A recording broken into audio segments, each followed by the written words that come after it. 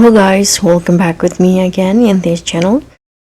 So on today's tutorial, I'm going to show you how you can catch this cavern dweller in Fisch Roblox.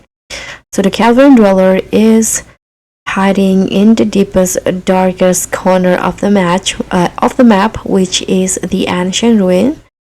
So if you don't know where it is inside the sacred temple on the ancient jungle.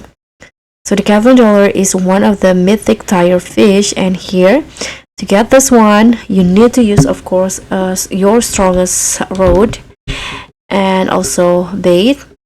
So as for me, I'm using the singularity bait with the element rod as the combo. And now for the exact location or fishing spots, first I'm going to show you two of my favorite spots in here in the ancient ruin.